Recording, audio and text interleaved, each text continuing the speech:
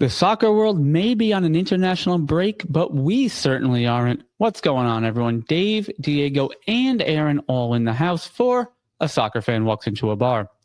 We'll go over the somewhat surprising result for the U.S. national team, as well as some of the other matches elsewhere in the world, so stick around. All right, guys. Dave here, Diego there, Aaron here. What is going on? How's it going, guys?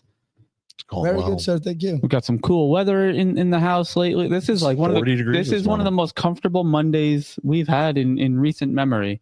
I always joke around like every Monday seems to tick up like 20 degrees just for us in the studio. Hey, just because we're special, baby. Yes. So, all right. Yeah, we have a little bit quicker of a show. Well, I always say that it's going to be a quick show, and then 2 hours later we're still here talking. Yeah. But yeah, international break, so not a ton of club stuff obviously to talk about. We do have some MLS things later on, but let's hop into some World Cup qualifiers. I would be remiss if I didn't mention our Arsenal fan here. Spain 6-0. With a hat trick from striker extraordinaire, Mikel Merino. Yes, the true striker. The true number 9. Everyone in North London knows it. He's the best forward that they've seen in years. Yeah. Listen, the guy's got 6 goals in 6 games for Spain. Seriously, I don't know how he's doing it. It really is incredible to see a defensive-minded player just banging in goals. Truth be told, I did not watch the game or the highlights, so I don't know the quality of any of the goals. I mean, they could have been scrums, whatever, but a goal is a goal is a goal. And so a hat trick on the international stage, like it's something to watch. Do you think that Arteta is got his eye on that? And I mean, listen, he had his eye on it last year. If something goes wrong this year, I have a feeling he'll just do it again. I have not looked. As far as I know, Odegaard's injury was nowhere near as serious as they thought. He appeared late in that Liverpool match. Saka has a possibility of coming back. Saka and Havertz obviously will be the 2 wild cards for that because as it stands right now, behind Gyökeres, they don't have much cover. No, so, I mean, they still have Jesus. Jesus is still there. Yeah. They sure do. So yeah, it'll be interesting to see if he remains. I mean, he's been getting some time. He's not a locked in starter for Arsenal, so maybe that's another role for him to see a bit more of the field. I mean, obviously the physicality of the Premier League is a level above what Gyökeres is seeing or has seen rather in Portugal. Yeah. He has played in England before. He was on the books at Brighton for a number of years. But if he cannot go match in, match out 90 minutes all the time, it's going to be either Jesus or probably Mikel Merino or some sort of false 9. No, you know what the reality is good to have a secondary option for that very, very high pace schedule that they have and everything like that. It's good to have somebody that you can put in the maybe lower matches that you can go to, give Gyökeres a rest, this is just a thought that popped in my head. I mean, he also body type wise does kind of fit into that Gyökeres role. I mean, he's a big, tall guy. So if they're, obviously he does not have the on the ball skill that Gyökeres does, but Gyökeres is not a 50-yard sprint all the time guy. And that's what the other one does have. Well, that's what he does. I mean, I think we have to give it to not just like Marino himself, but I think Spain as well, because oh my God, yeah, they've showed us, especially in their Euro and their World Cup wins, that they could win without a striker. Their guys know how to score from every position, and all of their players were able to play any position which they had. And you obviously see Arteta try to manipulate that in the same way as, and when you see players falling back, defensive players pushing forward and stuff like that, switching positions on the fly. So I mean, all credit to Mourinho being able to bang it in 3 times, but I want to see where he goes this year. Like you're 100%. It's a testament to the Spaniard style of play and the way they're developing themselves as a what do you call it? Total football type. Yeah, I mean, so for those of you that don't know the history, total football was started by Rinus Michels, a former Ajax coach, in the that would probably be the 60s or 70s, for when Cruyff and Johan Nieskens and all these guys played there. And then Cruyff, when he got into management, he took that with him to Barcelona in the early 90s and brought this all in. And it was, obviously, total football has changed a little bit in that sense. It's a little bit more structured and positional wise. Total football's original mentality was everybody can play anywhere. Obviously, you might not be able to play it as well, but we're just swapping. When we need you, you're playing. Yeah. Yep. And then oddly enough, an up and coming player in those Barcelona squads in the 90s was one Josep Guardiola. Exactly. And you know who else played under or was on staff there in that time period was Jose Mourinho. Oh yeah, actually you're So, right. so it really is. I think he was actually a translator at that point. He was in some kind of capacity. But yeah, so it's great to see this all kind of coming full circle. For me, Johan Cruyff, should be on that Mount Rushmore of all time. Or just in general, just what you give to the game. Absolutely. As a player too. Yeah. So, it's crazy to see that, we see these styles of play, come in, they're great. And then like a flash in the pan, they're back out. And total football to me, while it has kind of changed and molded just in the same way that the players in total football do, the style is still there. Yeah. And it's just kind of adopted a little bit more into what we see in the modern game. Exactly. The philosophy actually seems to prevail every time it surfaces, it really, really surfaces. The teams that apply it well, they really do seem unbeatable because of the same concept. The structure of the other teams, they're so much less flexible that they should be. So once you have a team that is attacking you from all angles, you really don't know what to do with it. Right. So, and then obviously it's still kind of in that Barcelona system. You see a lot of other teams start to adopt that to lesser extents or maybe only in certain phases of the game. But yeah, it's good to see that, that's still alive, and Mikel Merino is the beneficiary of it, at least in this match. In this match, yeah. So let's travel the world a little bit. We'll go to South America, and I'm going to jump out of order slightly. Argentina defeats Venezuela 3-0, 2 goals from one Leo Messi. And for all intents and purposes, this seems to maybe be his last national team game in Argentina. Their next World Cup qualifier is away, and there was much to be said about, are you done? Will you be, interested in the World Cup? Both he and Lionel Scaloni were kind of coy on that, give him some time to make a decision.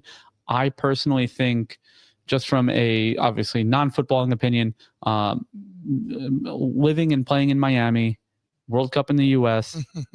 I think they will find a way to get him in the roster, and you know what? Honestly, he's still good enough to feature in that squad. It's not even a matter of young enough, dude. If they ask him, he's a true soccer player. Oh no, I'm never gonna say no. Right, but if they feel he's not good enough, are they even going to ask him? But I still, there's not enough other forwards or wingers in the Argentina selection to or names. Yeah, I mean, he's just dropping that name.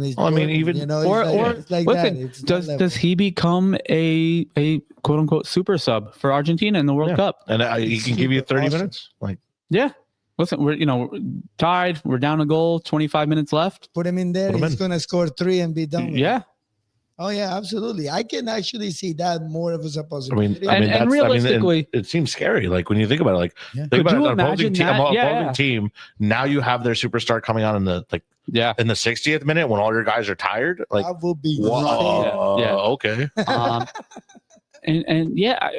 To see that and to have that kind of in your pocket, honestly, knowing he's on the bench, even before he even comes on the field, it's gotta play mind games with the opposition. Yeah. So what we're gonna do? When is he gonna come in? How are we gonna react to when he comes in? And let's be honest. I mean, the squad sizes, they did get larger because of the Winter World Cup and then post COVID and all that. So I find it hard to believe that if he is willing, you find a spot for him in that squad.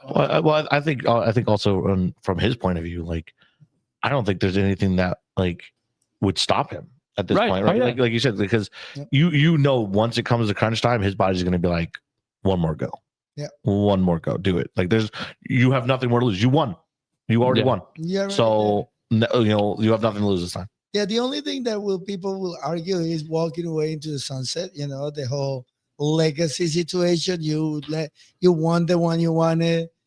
Let's say let's go out and let not human. But that's not here nor there for him. He's not that type of guy. He has nothing more to give the people. Right.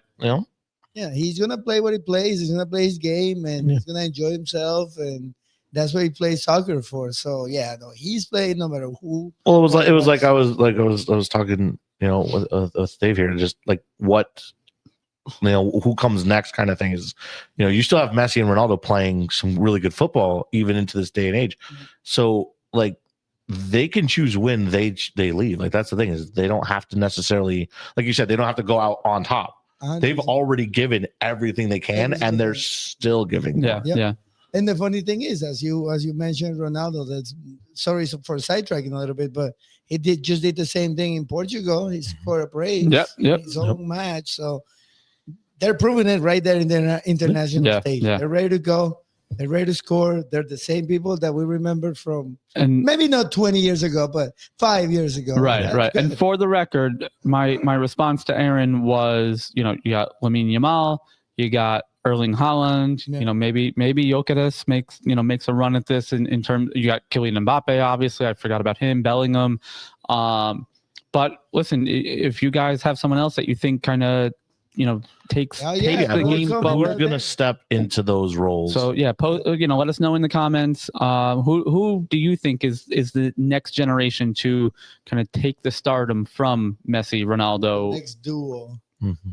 Because the time is now. Because it was Ronaldinho and Ronaldo. Yep. Right. We talked about Zidane, Thierry Henry, Dennis Bergkamp as an Arsenal guy. You had these guys in the mid 90s. The thing with Messi and Ronaldo is that they were miles apart from everybody else in their top.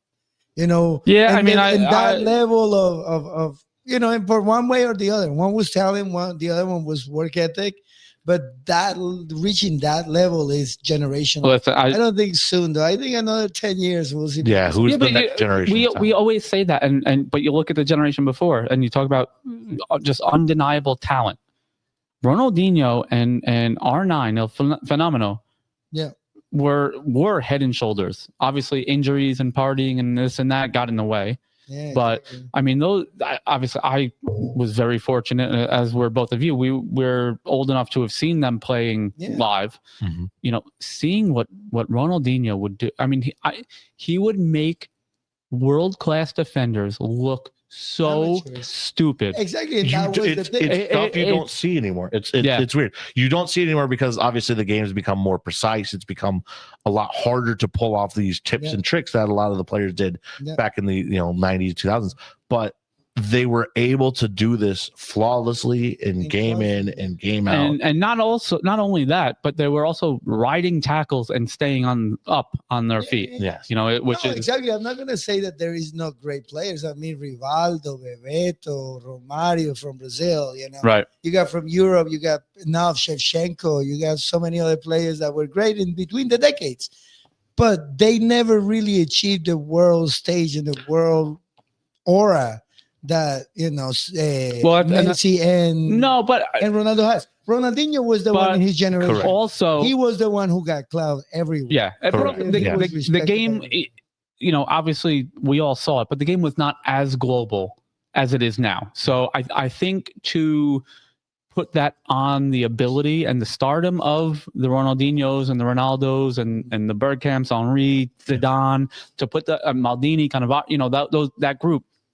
to put it on them, I think is unfair. I mean, you sort of see it with other sports though too. Like, right, you had Jordan, Kobe, LeBron. Every so many years. Who's next? And I think that's the big question, right? That's the big question that people are now asking for soccer. Is like, okay, Messi and Ronaldo are gone. Who's taking their spot? Are they going to be amazing players? Yes, they're going to be amazing players. Who's going to carry that flag as that's the question. Guy? I would say a little while longer. I don't see anybody. I would say in terms of kind of being aware of his stardom and the total package, I would put it on Mbappe. Oh, okay. Yeah. He is incredibly careful about what he endorses, what he does. You know, he's got that mindset, which reminds me very much of Cristiano Ronaldo. But he's got to provide the results now. I mean, he's got to get himself. He won a World Cup. Yeah. He scored a hat trick again. There were two of them were penalties. The volley he hit was incredible, but he scored he scored a hat trick in a World Cup final. I don't know what else you want from him to you know. Again, I can't say now. Like I said, let's give him a couple more years and see what he does in society. No, I agree. You know, he's still, and that's the crazy part. He's done all that, and he's still young. He's still not even into the prime of his career. Exactly. So let's say, you know, you peak early, then all this pressure comes to you. All these situational things happen. You go to Madrid. Maybe it doesn't work out for 2 or 3 years in a row. You don't win pretty much anything. Or you just win the league, or you just win this, but you don't win the champions. All these things that are going to pile up for him coming up in these next few years in Madrid are going to define him as one of the best. I'm gonna take your argument against you. When's the last time Cristiano Ronaldo won a trophy? With Madrid? I mean, okay. How long ago? And he won Serie A with Juve. Okay, everyone wins. When's the last time Messi won a trophy? He won League Cup. The last time Ronaldinho won a title was the European Cup, wasn't it? Okay. Yeah. So that was kind of like the thing. Messi the same. Messi was like, hey. But you see what I'm saying? If you're saying if Mbappe goes a couple of years without winning a major title, he's because when Messi at the time that Mbappe is in their prime, just they were getting winning to his everything. prime. Messi and Ronaldo were winning it all.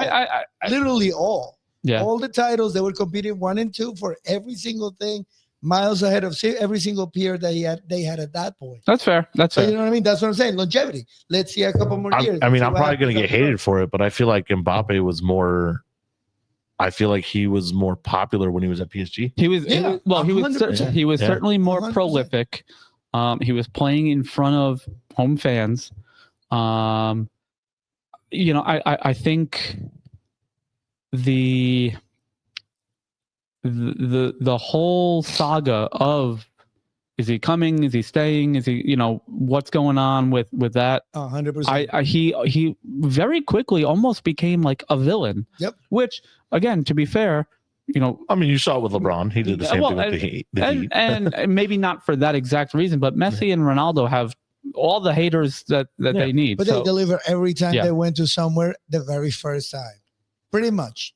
You know, Messi went from one place to the other one. The team started winning. Ronaldo went from Manchester City to whatever else he went. Then it's one of kept winning. Man United. Man United. I'm sorry. They were winning. They were like really winners. You know, proven winners. No matter where they went, they carry the team. They put it on their back. I mean, I just want to see Mbappe's. I mean, you see. Like, the thing is that when they leave, there is going to be a hole in soccer. And that is good. Like you said, it might be 10 years. Yeah. It might be several years before that hole gets filled. Yeah. And that hole is essentially who is the face, right? Who are the top two that people are going to be talking about that are going to be fighting over who's the best? Yep. Right. And they're going to be, backing it up with results. That's kind of like the thing. Because every single one of the players that are in the major teams in the world, they're great players. They have the potential to be that great. Yeah, like you said, we have so many great scorers. Lamine, I am totally behind Lamine Yamal for the next few years. Is he going to be at the level of Messi or Ronaldinho? Maybe. I can see him more like a Ronaldinho type player than a Messi type player, but he's going to get that aura. He's going to get those results. He's going to get that constant success that these other players had from the very beginning. Compared to Messi in Barcelona, Yamal is far ahead from him. But we'll see what happens. So I have Mbappe's page up here. He won the league with Monaco that year, and then won. PSG. And I imagine he dominated while he was in PSG. He won. Times they won 6 out of 7 years. Exactly, then he was. They made it to a Champions League final. Finals, yeah. Yep, he lost. Exactly. With Madrid, he's won the UEFA Super Cup and the FIFA Intercontinental Cup. Was runner-up in Copa del Rey, runner-up in Supercopa de España, which is a money grab anyway. I think they played in Saudi Arabia now.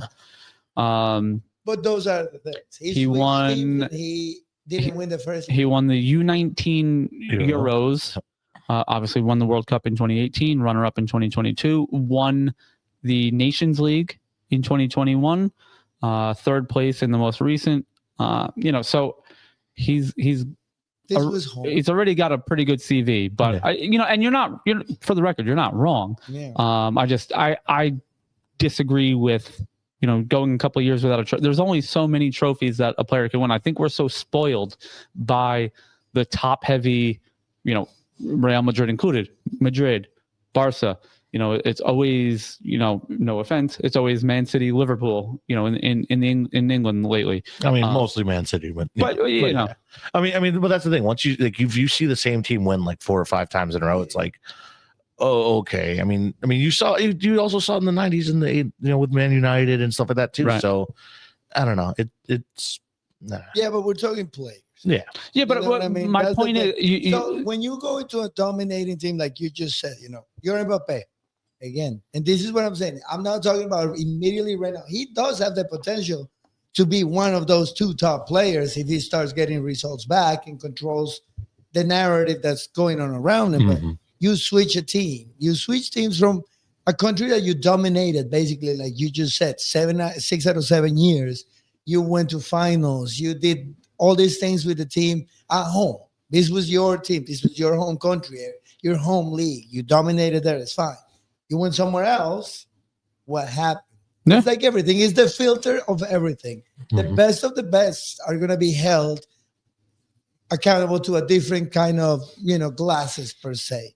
Yes, you dominated there. Now you're supposed to start dominating here from year 1. Yeah. Maybe we'll let you slide because it was difficult. You got to finals. You were runner-up in a couple of things.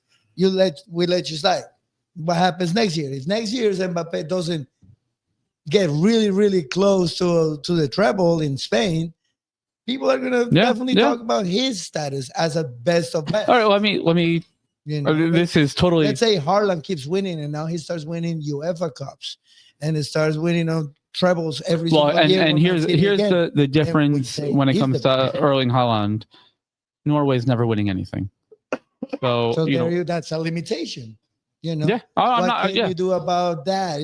Now if Haaland gets Norway to win something that meaningful like a Euro Cup or a World Cup, I mean, you never know, because like there have been dark horses and stuff that have made it far, but Greece, Monaco last World Cup. Monaco. I mean, FC Porto won a Champions League under Mourinho. But Morocco, Croatia. The definition of and that's why Messi got the edge over Ronaldo. Messi won the World Cup. Yeah. Ronaldo won the Euro Cup. Messi's always going to be ahead because he won the World Cup. Yep. So now, again, a player from a country that small, that out of the loop, becomes a dark horse and he carries them over. He gets the title hands down. He gets the next 3 balloons. Honestly, I think essentially we have another subject of that stuff that we can essentially discuss. Yeah, that was Ronaldo. That was Ronaldo's situation. Yeah. He can't do it because Portugal is really never going to have for the record, the Euros that they won, I think he was on the field for the Nations League, but for the Euros in the final, he came off injured in the 20th minute. But he carried him there, though. Let's face it, he did. He put that team in his back. And I have to score 3 goals in one half? All right, let's do it. Well, here's another interesting question that a lot of people tend to have semi issues with is do you, in order for you to be a prolific player, does your story have to go through Barcelona or Real Madrid? No. But that's kind of Do you have I to? will hope if you're Does it factoring end up in La if you're Liga? factoring trophies, I think it does, because depending on what team, because he can go through England, depending on what decade we're talking about. Back in the day, you had to go through Spain because Spain was by hands down the best league in the world. Is it really the best league in the world if it's only two teams though? Huh? If it's only two teams ever winning it? No. We're talking about back in the day. Yeah, no. But late I know. 90s, early.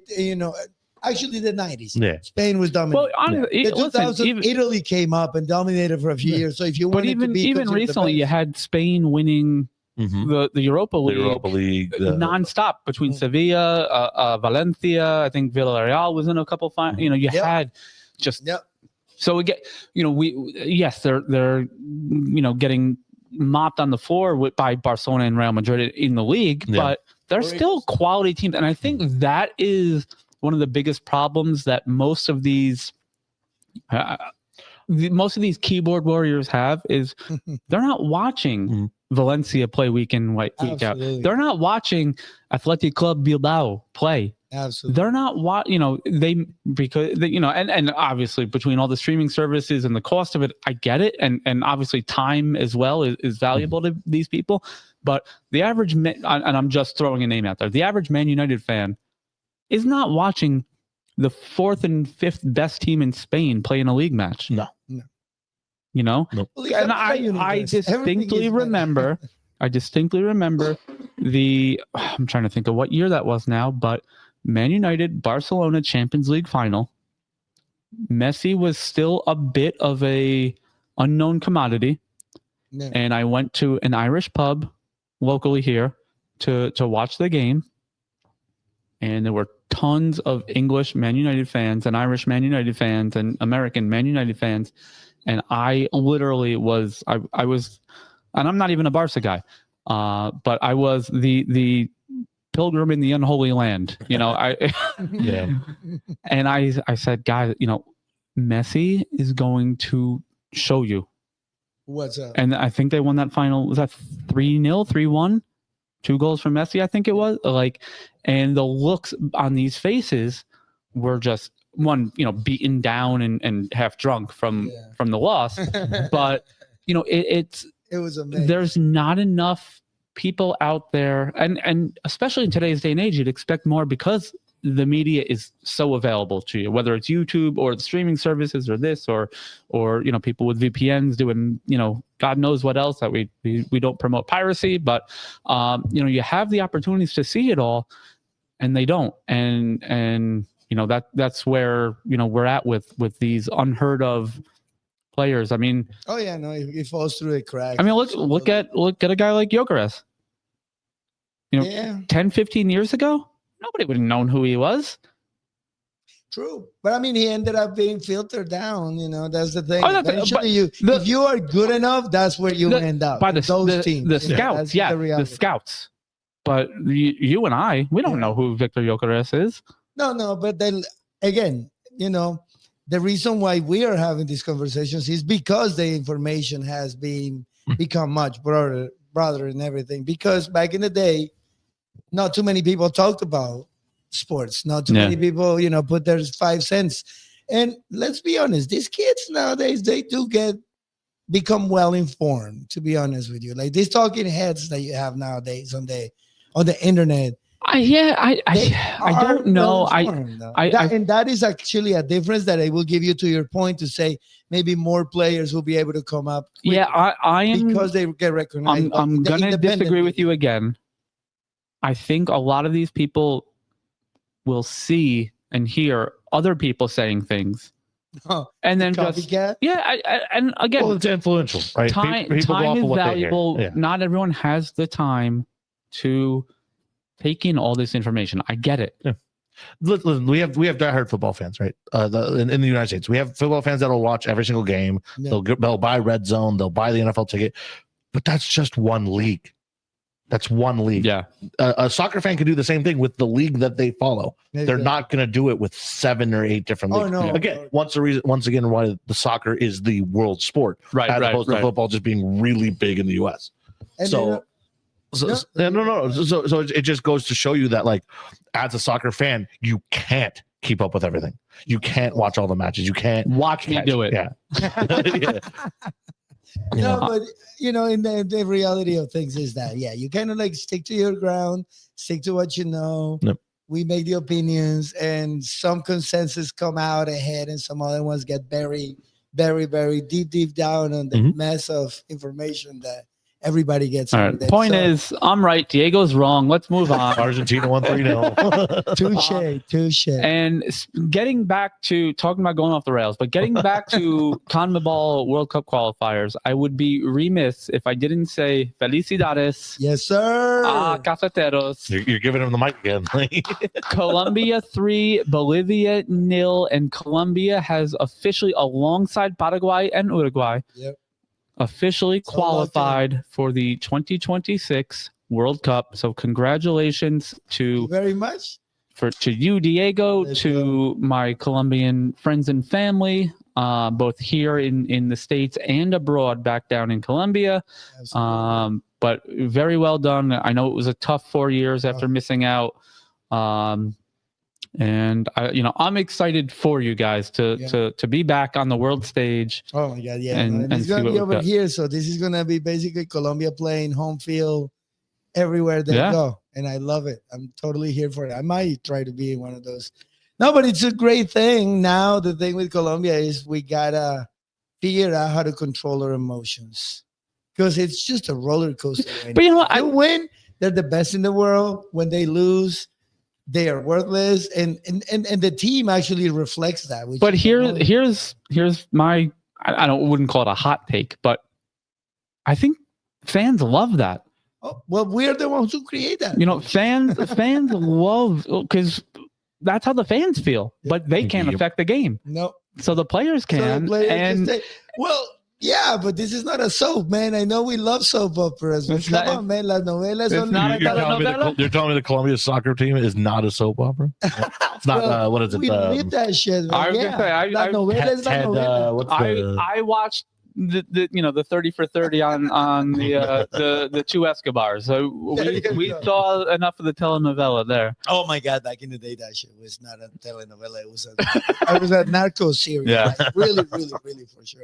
No, but yes, we got the chance. We got the players. I am 100% positive that Colombia has enough players to do really, really, really, really good. I agree. But we got to be cautious. There is no need for them to get super hyped. And again, our telenovela spirit to hype him up to be like, you guys are the best in the world. No, keep it steady, keep playing. Let's go. I think a guy like maybe James, who's been there, done that, could be a nice calming influence there. Oh no, 100%. And do I think they're going to win the World Cup? No. Do I think they'll get out of the group stage and maybe make some noise? They should. So I mean, think about it. Right now we have the top twos. No. Two of our scorers, James and Lucho, are in the top 4 scoring in the work in the qualifiers. Yes, yeah. So we got the strikers defined. You know what I mean? We've conceded very little goals. I mean, and Lucho 1-0. Lucho ought to be playing week in, week out now at Munich. It's not like he was, splitting time with Darwin and Mo Salah and all these other guys. So it should be good for him. You got James, playing consistently in Mexico. You've got in the middle, Duran and Lerma and all of them. They're all doing really good where they are. Their teams are succeeding, so they're really high on spirit. So I am cautious, but I am really, really hopeful. I think they're going to have a great World Cup. And the competition will be Brazil and Argentina as usual, I think. Yeah. But they're going to pair us up at some point, somehow. Well, we have 3 months, I think, almost to the day that the World Cup draw will come out. So we'll see. I want to say it's December 5th. Does that sound right to anyone? I don't know. First week of December. Let's call it that. Early December, yeah. So we'll have the draw come out. We will certainly be covering that in many capacities, probably on a live stream as well. First person to comment it gets a crisp high five. There you go. All right. So on that note, as we are way over time right now, let's go to a quick break. Let me recharge the batteries. Let me maybe even fill up my beer again. I ran 20 miles today. I deserve an extra one, right? You talk too much, man. Yeah, go ahead. Me? Go Never. hydrate. All right, we'll be right back, guys.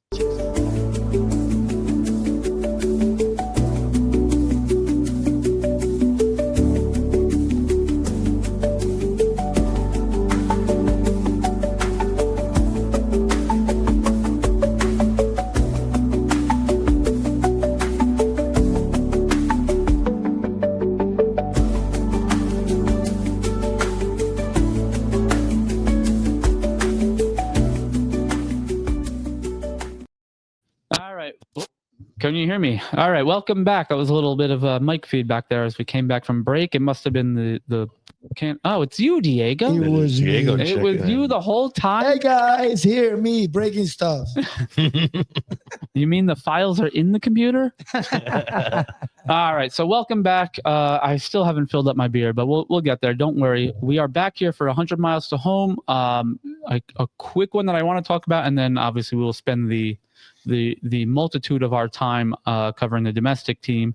But Mexico with a scoreless draw with Japan. Yes, sir. So that'll be kind of a whether it should be or not, that'll I'm sure be the litmus test that we will use for tomorrow's match against Japan. We were talking about it, and I guess that's what's gonna. Yeah, right. I mean that's where we're Mexico, at. Yeah, no, because Mexico was playing really well. They were winning. They were beating everybody comfortably. They were actually showing up, but Japan is the same as South Korea and all these Asian teams, man. They are killing it with that ball movement. It's just so. It's just so beautiful to watch. I didn't even know I was gonna use more anything else, but I know they're both extremely well organized, well coached, yeah, very technical. It's going to be interesting. But the big match that Diego and I were here for live on our first ever Twitch stream. Yes, USA 0, South Korea 2. Goals from Son Heung-min and Lee Dong-kyung. Actually, and the second goal was assisted by Son. So, thanks to Son now playing in America for his club ball, we paid the piper on that one, I guess. He was familiar with the turf. It's very interesting. And those of you that listen or watch the show weekly, we do break down some of the stats from time to time. And you can find some value in that, not always. And this is one of those not always situations. Absolutely. The U.S. outshot South Korea 17-5, 5-4 on target, and outpossessed South Korea 54% to 46% rather. So Diego and I obviously were watching live, and it did not look that good. No. I'm going to tell you right now. Yeah, because it's not how much you have the ball, is what you do when you have it. Yeah. And South Korea were just incredibly, again, I have to say it, incredibly efficient and incredibly well organized, that we keep just mentioning that. But that's what the key of the game was. There are complaints about United States, and I kind of second some of them. Yeah, they might have been, you could have, in my personal words, wild out a little bit and show a little bit of emotion and try to get anger maybe, or I don't know. Yeah, I do something. But if you can catch the ball when you lose it, and the players are literally outplaying you, I mean, and not even physically, they're just mentally outplaying. The players were moving better than you were. What are you going to do? What can you do? The U.S. has always been a gritty team, and it showed here that they didn't have any preciseness. They didn't have sharpness to what they needed to. Again, like you said, 17 shots to 5, but of which 5 were on target compared to the 4 of Korea. Three of those shots were Balogun by himself on 3 seconds on the double save and then the post. Yeah. But yeah. I just feel like they need that quality that they seem to be missing. They see. I agree with you. Shots. They seem very disjointed. Yeah. Way too many passes. Wild shots from outside. Yeah, and way too many passes that, and again, these are the minute differences that, make a loss, a draw, or a win. But 100%. Passing to the wrong foot or a half a step behind a player going in stride, and there was just a lot of miscommunication. And for me, I've always been a fan of his game. A lot of that falls on Pochettino. That's what's being said, and in a way, it's true. I totally understand. If he is being truthful, we're still experimenting. We're trying to find, some of these guys that we want to fill out our squad with. I was listening to Eric Winalda on the way in here, and he said that's why they call it the selection. Yep. Most other countries it's selección. It's that. Yeah. You are choosing the players that you're gonna end up bringing with you. And it takes time. But on that token, who are we? What is this squad made of? We have no idea. Yeah. Well, that's what it is. Exactly. And that, to me, that's the biggest problem. I was thinking about it today, during my run, and then on the way here, my biggest issue, I'll take the bad loss and looking bad in an experimental squad or a tactical decision or something. The problem is, for me, I don't know what the alternative is yet. We've under Pochettino's entire tenure. We have not seen. No, we did. So we were sitting there. The substitutions, the massive substitution that happened in the second half showed us that there is heart. I'm not saying there's not heart. I mean? So what we need in the United States, and like most of the pundits are saying, is we need that leader, that glue person, that hard guy, that guy that's gonna yell, that's gonna start pushing people. I don't think that's what we're missing. What else are we asking for? Because that's what the captains back in those days. That's what Donovan used to do. That's what all of them Lalas used to do. You don't think Tyler Adams does that? He was quiet. I disagree. I think we're in a weird position, and I gotta be honest with you guys. I think we're in a weird position in the fact that you had a lot of turmoil last year in the team. Yeah. The manager himself didn't step up and say, like, we need to stop this. Instead, ran with it, took a B team, as we called it, to the Gold Cup, which did well, which was good to see. However, they haven't had an identity because of that, because here comes back the A team. The A team's trying to mix with the B team. There's still that issue going on. And the worst part of it all, I think there's more pressure on the USA this World Cup than any other. Without a doubt. You're home. 100%. You're going to be playing in front of home fans. You're expected to get to a point where eventually you're going to be able to go toe to toe with the heavyweights. And the problem is that people want that now, and the pundits are like, that's not going to happen. And it's funny because the thing with America and sports is that it's not necessarily just a sport thing. It's not just the United States soccer fans. It's literally the country itself. Yeah. Like, those are the expectations an American have of any American athlete, no matter what it is. Yeah. No matter what the sport is, Olympics come home with most golds. You must. Basketball come home with the gold. You must. And it's just one of those things that I think huge expectations every single time. Here's my biggest issue with it, though. 1994. Sorry. 1994 was that exact same situation. But there was zero expectation on that squad. Politically speaking, and then again, I was in another country.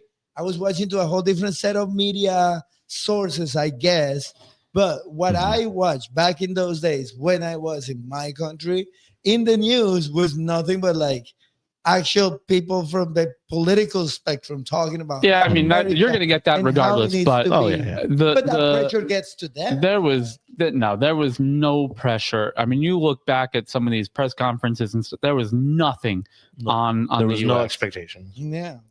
That honestly reminds me of, in that same vein, like South Korea, Japan in 2002. Okay, we gave the World Cup to in the minds of world football, a new country. Yeah. And I'm honestly, that both nations did quite well, but it's, which is interesting because we're playing South Korea and Japan in this friendly window. You look at South Africa 2010. You look at Qatar, last tournament. Yeah, no, but it's not the same. You're talking about different countries. This is the United States of America. But that's the level that the U.S. was at in '94. It was at, but that's not the level of expectations that a country will have amongst its people. And that's the biggest issue: is you're adding weight with every World Cup that goes by. Yes, but they are. You're adding weight with every World Cup that goes by, with every Gold Cup that goes by, with every Nations League that goes by. The United States seems to be plateauing, and that's the problem. They're just here. They've been 4-star for years, and they just can't seem to get that extra oomph that they need. And they right now they seem to be teetering towards the lower end rather than the higher end. Yeah, closer to 3-star. And and I go back and forth, and I do apologize to the audience if it seems like I'm talking out of both sides of my mouth, because I am. We talked about this. Obviously we didn't have the show at the time, but I talked up in the tap room, which is a soccer fan walking into a bar. That's where this all came from. Absolutely. Everyone is asking me as the supposed soccer expert of this is pre-World Cup. What do we think? I'm like, honestly, we're a month out from the World Cup in our last friendlies, and we're still experimenting with formations and squads. Yeah. And we made it out of the group. We lost to the Netherlands, in that knockout round. But, so while I am kind of, tinkering my hand toward the panic button, we've been there the whole time. It's that's exactly the thing. The hand has never moved out of the panic button for years. Like Aaron was also saying with the situation of Berhalter and all these, extenuating circumstances that is still lingering. Like you guys said, lingering. So my problem, despite the experimentation, all that, I don't believe, and you guys can stat check me, and if I'm wrong, put it in the comments, please. But I don't believe that Pochettino, as a U.S. manager, has beaten a team ranked in the top 50. I was going to bring up Pochettino in a fact that I think the U.S. needs a manager and coach that is going a hard-nosed one. I think we need one that's going to sit there and be like it needs to be this way. Yeah. I want you here. You're representing your country. And we got to deal with it. I think the last couple coaches that we've had have been one of those, like, you see it in kids soccer where the parents are yelling at the coach and the coach is like, okay, yeah, you got it. Yeah. That's good. No, it's like, it's my way. I don't give a crap what you say. No. You can sit on the bench. Yep. 100%. And a player, and not to put Tyler Adams down. He does. He's the voice of the team. But last game, we were talking about last game specifically, he kind of like disappeared a little bit. Right. And I'm not, obviously, we have a great relationship with him and his family and through Bournemouth and everything. He was also taken off in the second half. So, correct. For the remainder of the match, obviously he was not on the field to be making that impact. So, he was there. Well, the surprising 2 goals came on. Oh yeah. Somebody needed to have a spark and start losing their mind. I mean, we had guys on the field. Or let's say, all those guys that are heart and soul guys, not skill wise, but we had guys on the field that did not belong there. And you heard it. It's like a tale of two halves, right? In the first half, they got absolutely obliterated. 2-0 Korea. Coming out, make the subs. 15 minutes came out, made the change. But at that point, it was too late. Right. I think it was too late. The damage was already done. We even said it live. I said if they score in the next 10 to 15 minutes, this is a game again. Yeah. And obviously it never happened, but you could see where the push was coming at least. Yeah. But you guys know me quite well. Audience, you guys know me as well. I hate to put down a team or a coach or a player. Tristan Blackman is not cut out for U.S. national team play. Berhalter, I think, played well, but I think he's too similar to Tyler Adams. So for them to be playing on the field together, I think we lose too much possession and attacking style with having both defensive-minded central midfielders there. Now, would someone like a Weston McKennie, who was not brought into camp, or a Yunus Musa, who was not brought into camp, or an Aiden Morris, who's lighting it up with Middlesbrough, brought into camp? Yeah, you're right. Would that change things? Yes, but we're at the point where are they? We can't do this. Why anymore. aren't they in camp? Pochettino, we can't do this anymore. So I am obviously not happy with the result, but more so than the result, I'm just not happy with the play. I am trying my best to try and find some positive and not freak out. But at what point, there's another international window in October. If we're not settled by then, because again, we've gone 4 years now without a competitive match. Obviously, you have Gold Cup and whatever. I think Gold Cup and Nations League for CONCACAF is But we don't have World Cup qualifiers, and it hurts you. But that's the thing, is that we had the Gold Cup with the B team. The A team should be putting out supposedly better. Statistically speaking, the A team should be putting out better. And right now, you're not seeing that. Yeah, no, you're absolutely percent. Put the B team back in and see what happens. Yeah, exactly. Punish them. See what's up. Be like, hey guys, if you guys don't wake the fuck up, my apologies. We're gonna put these other people in. How many losses in a row? Now we can't, stream this for the 7 and 8 year olds in the local schools. I'm allowed one, dude. Still PG. Still PG-13. Everybody gets one. I'm allowed one. No, but yeah, I mean, I have faith. I do believe in Pochettino. It's going to be difficult. Right now, I totally agree with all of the things you guys are saying. And I've been on the same boat. It's a mess. Trust the process. Trust the process. Trust the process. I'm starting to worry. No, I am worried. I am 100% worried. Yeah. I just believe. Process is the process. I've been in that situation myself with Colombia so many times in so many years. And I understand what is not being able to go through into a World Cup because of those situations. You know what I mean? That's another thing United States needs to maybe experience down the road. Maybe not now. I mean, now we just got to ride with it. We missed out in 2018. So there you go. You know what I mean? Maybe a little more time. And missing that World Cup, or like what will happen to Mexico soccer if they ever miss a World Cup. You know what I mean? Right. Those things, when those things happen, they're huge eye openers, at least for the culture, at least for the directives, at least for the people who makes decisions, which we also have to blame a little bit here. We're shitting on Pochettino, but there are other situations that have not been optimal before and after he came in. So yeah, I looked at it, and other than the Gold Cup, we have lost 5 matches in a row outside of the Gold Cup. Yep. It was like Turkey, obviously this last game. No, everybody that is not CONCACAF, you guys. Yeah, so yeah, we lost. And to be fair, the matches that we won in the Gold Cup should have been easy wins. No, I'm not trying to disparage any of the quote unquote lesser CONCACAF nations, but let's be honest. I mean, winning in a shootout against Costa Rica was nice, but that's a game that we have better players than Costa Rica. That should have been a comfortable win in regulation. You're 100% right on that. Yeah, Switzerland lost 4-0. Turkey lost 2-1. Canada lost 2-1.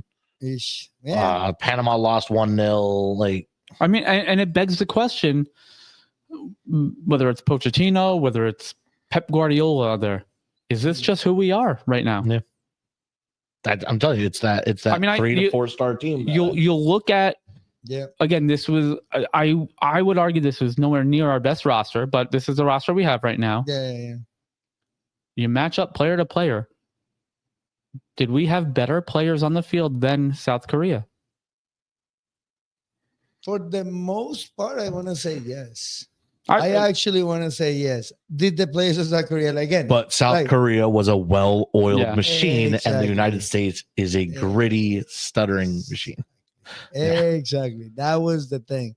They just ran in all cylinders with the discipline they needed to have to, achieve the goals that they came to America to achieve. And that was one of the things that we talked about a lot. You know what I mean? That these guys were just incredible. And credit where credit was due. Midfield of South Korea, ridiculously dominating the whole match. And you and I talked about this. One thing I thought was incredible from South Korea was how quickly they were able to kind of flip back and forth from high pressing to sitting back. And then go back up to high pressure. Or as soon as they take possession, all right, now we're on the counter. Let's go. It was funny because he looked like if he was playing. They were like, all right. Yeah. There's not a doubt in my mind that was not planned. It was absolutely. Sit back for 5, push again, and let's keep him going like that. Let's keep him guessing of what are we going to do. Yeah. Well, let's hope come Tuesday they play a better, more well-oiled. Okay. I'm sorry, bro. Let's hope not. I got my predictions going, bro. Well, I'm sorry, everybody. I love you all. for our sanities. Well, yes, absolutely. All right, that's a great segue. Diego's screaming for Japan, because we can talk ad nauseum about the shortcomings of the U.S. on Saturday. Let's jump over to what's on tap. So Tuesday, that's tomorrow / maybe later today, depending on when I get this uploaded to YouTube and Spotify and Apple Podcasts, and find us wherever you get your podcast. See what I did there? All right. So Tuesday evening, 7:30 p.m., USA hosting Japan in, is it in Columbus? I think they're in Columbus. We will be live streaming that sidecast on Twitch. So get us on Twitch, CDU Newburgh. Look us up. Diego and I for sure will be here, possibly Aaron as well. Then after that, same day, Mexico plays South Korea at 9 p.m. So actually the games will probably overlap up for a little bit. And then after that, we're back into our domestic league play. Columbus. It is Columbus. I thought so. So Saturday, September 13th, bright and early, 10 a.m. At least for here in the tap room, a very important match. Two of our in-house supporter clubs, Bournemouth hosting Brighton and Hove Albion. And it's going to get a little feisty. It might, but it's all, and that's one of the beauties here in the tap room. It's always deep down, it's all love. So love a bit of trash talk, but nothing too much. Love and beers. That's not a bad motto, actually. Kumbaya. All right. So and then we roll into Sunday. The marquee matchup, at least in the Premier League, a Manchester derby will be at the Etihad. Both teams struggling mightily so far this year. So Man City hosting Man United, and then nice rebound game for Man City. Hopefully. they're probably watching that Grimsby Town match, taking notes. Take notes. Sunday afternoon, Barcelona hosting Valencia. And that will be the culmination of our soccer weekend, at least here in the tap room, but always plenty of matches to watch. If you in the audience want to come into the tap room and want to watch a different match, reach out, let us know, either in the comments, reach out to us on Discord, on Instagram, via email. Please let us know. We're happy to help out. Absolutely. And then here we are, one for the road. You got anything, Diego? Nope. No, Aaron? Right now I'm chilling. I'm still following the James? Call it James Rodriguez thing, but nothing happened. I think it was a hoax. All right. So I'm going to come up with something next. Fair enough. What I have is, and this just came out earlier today, the MLS has let their hammer hit the gavel, and Luis Suarez has been given an additional 3-match ban in MLS matches for the spitting incident at the Leagues Cup final in Seattle. And I was on social media and Reddit earlier today once that went live. And as you can imagine, social media is an absolute dumpster fire. But so that is and this is, kind of my comment on this, whether you agree with the 3 matches or disagree, or think it was too harsh, not enough, whatever. I mean, most people think it was not harsh enough in the audience. And that was one thing that I was going to say. That was because of the pressure of social media. Yeah, but my problem is, and again, I am not anywhere near a Suarez apologist. I'm not an Inter Miami fan. I'm not, I certainly don't condone spitting on anyone, let alone I want to know what the heck's going on in the world of sports.